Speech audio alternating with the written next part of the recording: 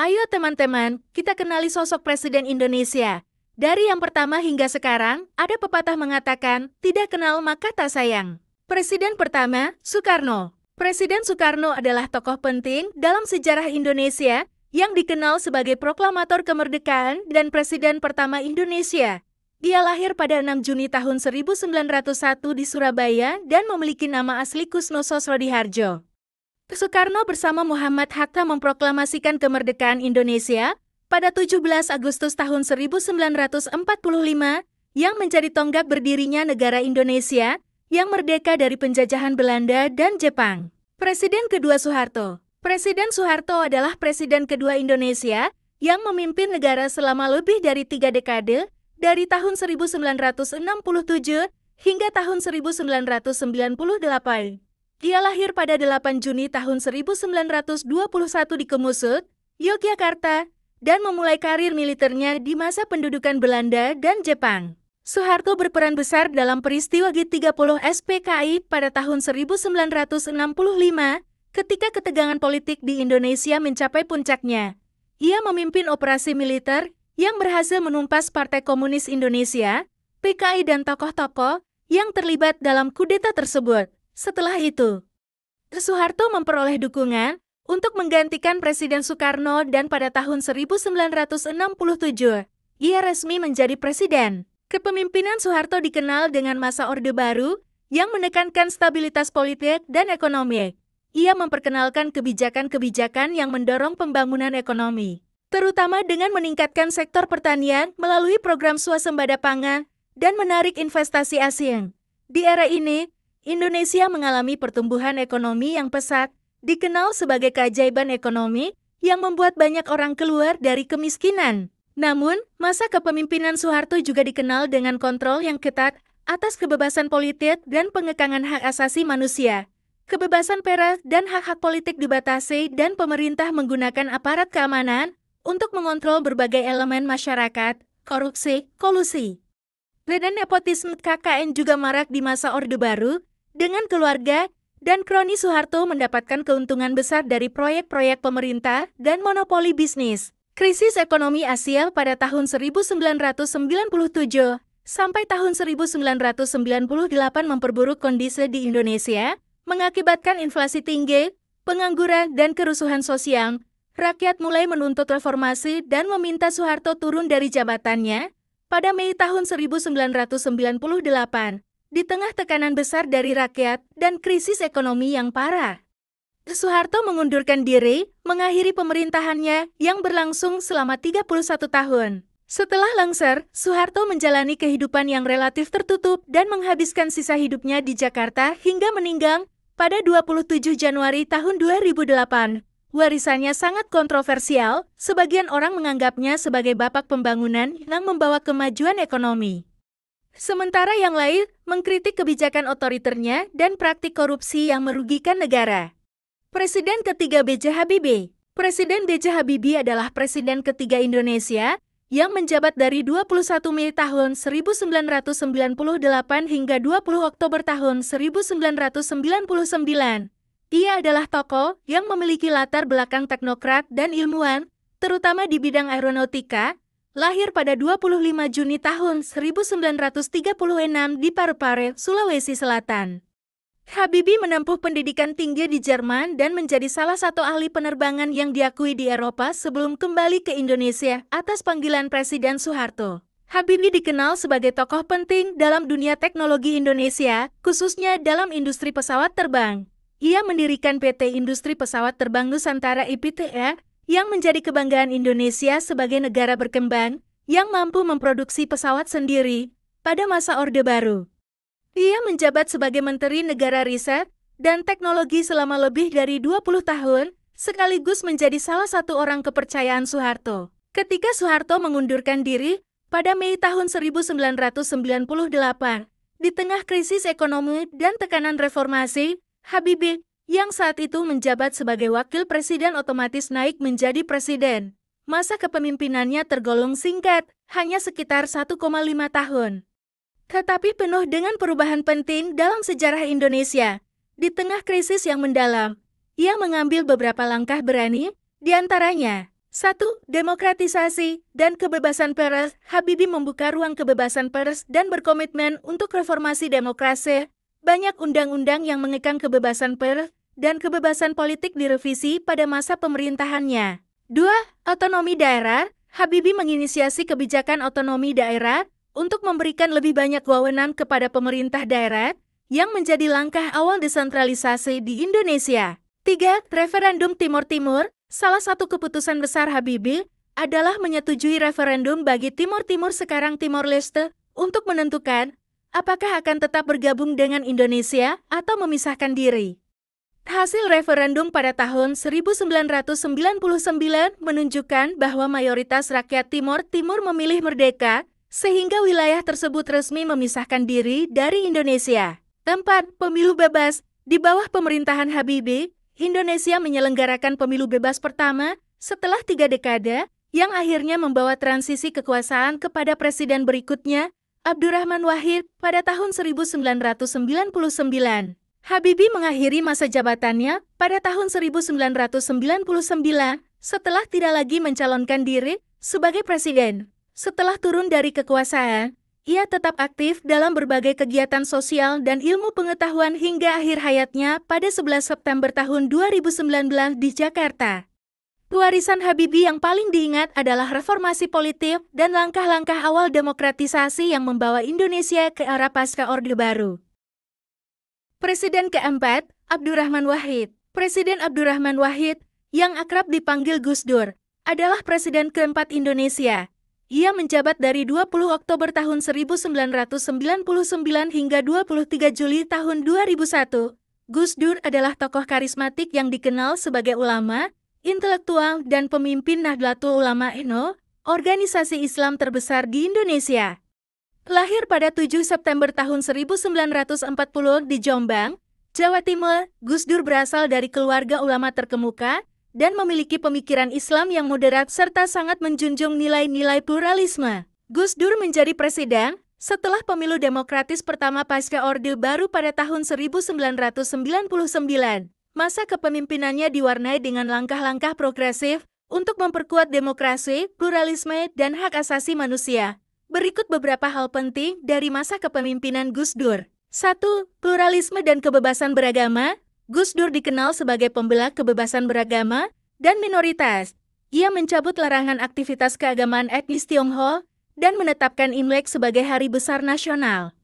Gus Dur juga mendorong kerukunan antarumat beragama dan menghapus beberapa kebijakan diskriminatif terhadap minoritas. 2. Demokratisasi dan reformasi hukum. Gus Dur berusaha memperkuat lembaga-lembaga demokrasi dan mempromosikan reformasi hukum. Ia memulai pemberantasan korupsi di tubuh pemerintahan, meskipun menghadapi tantangan besar dari berbagai pihak yang merasa terancam oleh kebijakan tersebut. 3. Pemberdayaan hak-hak asasi dan pemulihan konflik. Gus Dur berusaha menanggulangi konflik di berbagai daerah, seperti Aceh, Papua, dan Maluku, yang mengalami ketegangan etnis dan agama. Ia menawarkan dialog dan pendekatan damai dalam mengatasi permasalahan separatisme, terutama dengan memberi nama baru Irian Jaya menjadi Papua sebagai bentuk penghargaan terhadap identitas lokal. 4. Hubungan sipil militer. Gus Dur mencoba mengurangi peran militer dalam politik dengan menempatkan militer di bawah kontrol sipil.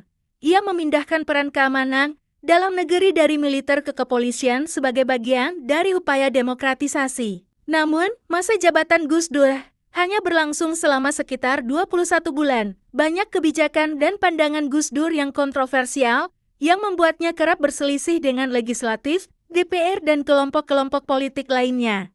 Ia juga menghadapi krisis politik yang menyebabkan mosi tidak percaya dari DPR, sehingga akhirnya diberhentikan melalui sidang istimewa MPR pada Juli tahun 2001 dan digantikan oleh Wakil Presiden saat itu, Megawati Soekarnoputri. Setelah tidak lagi menjabat sebagai presiden, Gus Dur tetap aktif dalam kegiatan sosial, keagamaan, dan pembelaan hak asasi manusia hingga akhir hayatnya pada 30 Desember tahun 2009.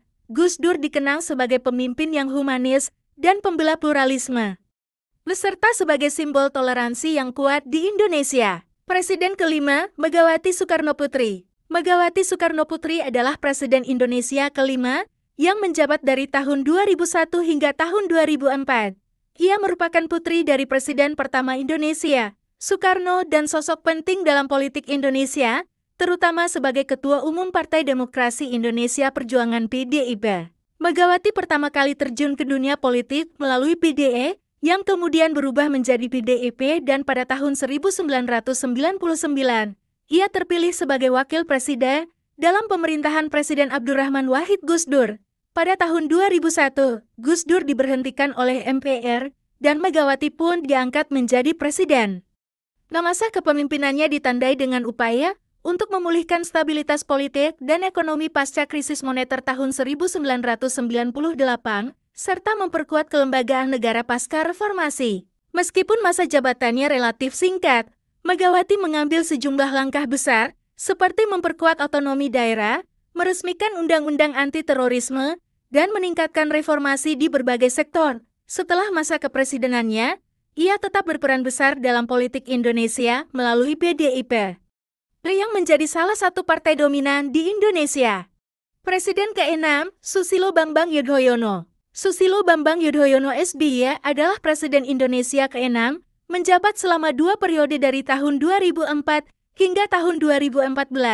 Ia adalah presiden pertama yang dipilih langsung oleh rakyat Indonesia, dan karirnya sebelum politik berkisar pada bidang militer, di mana ia meraih pangkat Jenderal TNI.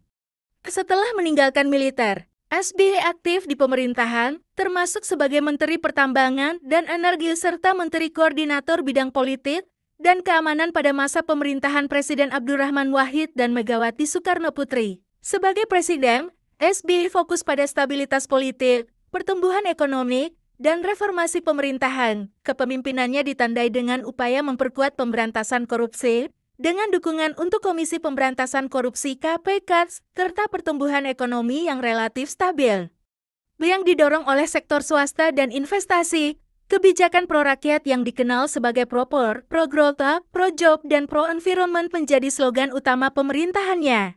SBY juga dikenal aktif dalam diplomasi internasional, memajukan peran Indonesia dalam forum global seperti ASEAN dan G20, serta mempromosikan soft power Indonesia melalui diplomasi damai. Setelah menyelesaikan masa jabatannya, ia tetap aktif dalam politik sebagai Ketua Umum Partai Demokrat, partai yang ia dirikan dan membawa banyak pengaruh dalam lanskap politik Indonesia.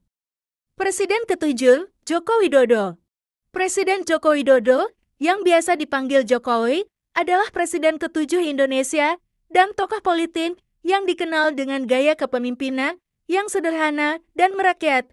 Ia lahir pada 21 Juni tahun 1961 di Surakarta, Jawa Tengah, dan memulai karir politiknya sebagai wali kota Surakarta pada tahun 2005. Keberhasilannya mengubah kota Solo menjadi lebih tertata dan ramah lingkungan membuatnya semakin dikenal di tingkat nasional. Pada tahun 2012, Jokowi terpilih menjadi Gubernur DKI Jakarta bersama Basuki Cahayapurnama Ahok. Selama menjabat, ia menerapkan berbagai program, seperti Kartu Jakarta Sehat, dan memulai proyek MRT Jakarta.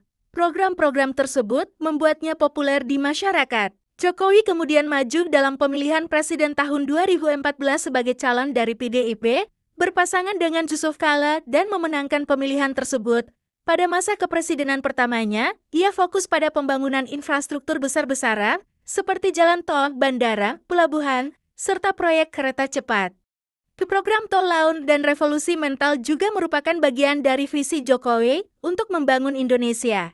Pada tahun 2019, Jokowi terpilih kembali sebagai presiden untuk periode kedua bersama Ma'ruf Amin sebagai wakilnya. Di periode kedua, selain infrastruktur, Jokowi memprioritaskan pengembangan sumber daya manusia dan transformasi digital. Namun, ia juga menghadapi tantangan besar, termasuk pandemi COVID-19 yang melanda Indonesia pada tahun 2019.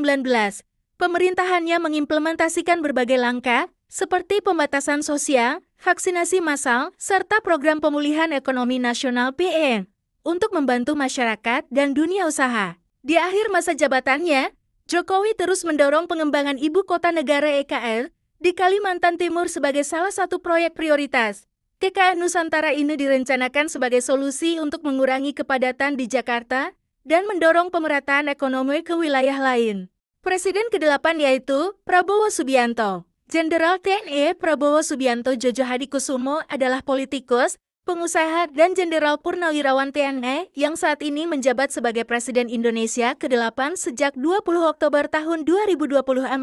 Prabowo Subianto memiliki perjalanan karir yang panjang dan penuh dinamika di bidang militer dan politik di Indonesia. Berikut adalah garis besar perjalanan karirnya. 1. Karir militer. Lulusan Akademi Militer tahun 1974. Prabowo memulai karirnya di dunia militer setelah lulus dari Akademi Militer Magelang, mengikuti jejak ayah dan keluarganya yang juga berlatar belakang militer dan politik. Pasukan Khusus Kopassus. Sebagai anggota Kopassus Komando Pasukan Khusus, Prabowo naik pangkat dan terlibat dalam berbagai operasi militer, termasuk penumpasan gerakan separatis di Timur Timur. Dia dikenal karena keberanian dan komitmennya dalam tugas-tugas berisiko. Komandan Jenderal Kopassus tahun 1996, Prabowo diangkat sebagai Komandan Jenderal Kopassus, unit elite di TNI, posisi yang mengokohkan posisinya dalam hierarki militer. Komandan Kostrad tahun 1998, pada akhir masa Orde Baru, Prabowo diangkat sebagai Panglima Komando Cadangan Strategis Angkatan Darat Kostrad. Namun, tak lama setelah itu, ia dipindahkan dari jabatannya pasca peristiwa tahun 1998 yang diikuti dengan pengunduran dirinya dari TNI. 2. Awal masuk dunia bisnis. Setelah meninggalkan dunia militer, Prabowo memasuki dunia bisnis. Ia mendirikan dan mengembangkan perusahaan di berbagai sektor, termasuk pertanian, energi, dan perkebunan, baik di dalam maupun luar negeri. Perusahaannya PT Tidar Kerinci Agung dan PT Nusantara Energi yang merupakan bagian dari usahanya di sektor komoditas dan sumber daya alam. 3. Karir politik. Partai Golkar awal tahun 2000-an, Prabowo memulai karir politiknya dengan bergabung di Partai Golkar dan mencoba mencari dukungan untuk pencalonannya sebagai presiden, tetapi gagal mendapatkan tempat sebagai kandidat utama partai. Mendirikan Partai Gerindra tahun 2008, Prabowo mendirikan Partai Gerakan Indonesia Raya Gerindra dan membangun basis politik baru yang kuat di bawah partainya. Calon Wakil Presiden tahun 2009. Pada pemilu tahun 2009, Prabowo maju sebagai calon Wakil Presiden mendampingi Megawati Soekarnoputri, tetapi pasangan ini kalah dari Susilo Bambang Yudhoyono Budiono. Calon Presiden tahun 2014 tahun 2019, Prabowo mencalonkan diri sebagai presiden dalam 2 pemilu, pada tahun 2014 dan tahun 2019. Pada tahun 2014, ia berhadapan dengan Joko Widodo dan kalah tipis. Pada tahun 2019, ia kembali berhadapan dengan Jokowi dan kalah untuk kedua kalinya. 4. Menjadi Menteri Pertahanan tahun 2019. Setelah pemilu tahun 2019, Prabowo mengejutkan banyak pihak dengan menerima tawaran dari Presiden Joko Widodo untuk menjabat sebagai Menteri Pertahanan. Dalam posisinya ini, ia berupaya memperkuat pertahanan Indonesia dan meningkatkan kerjasama internasional di bidang keamanan dan militer. 5. Pada Pilpres tahun 2024, Prabowo Subianto kembali maju menjadi calon presiden tahun 2024 dan berpasangan dengan Gibran Rakabuming Raka setelah perjalanan panjangnya di dunia politik. Pasangan Prabowo Subianto dan Gibran Rakabuming Raka dinyatakan sebagai pemenang berdasarkan hasil rekapitulasi suara nasional oleh Komisi Pemilihan Umum KPU. Mereka memperoleh 96.214.691 suara atau sekitar 58,6%. Pasangan Prabowo-Gibran didukung oleh sejumlah partai besar seperti Gerindra, Golkar, dan Demokrat. Keputusan resmi ini diumumkan dalam rapat pleno KP yang dihadiri oleh pejabat tinggi negara dan saksi dari berbagai pihak. Setelah pelantikannya tanggal 20 Oktober kemarin, sekarang Prabowo Subianto dan Gibran Rakabuming Raka telah resmi menjabat sebagai Presiden dan Wakil Presiden Republik Indonesia periode tahun 2024 hingga tahun 2029. Demikianlah profil pemimpin-pemimpin Indonesia. Semoga para pemimpin Indonesia dapat terus menginspirasi dan membawa perubahan positif bagi generasi saat ini dan mendatang.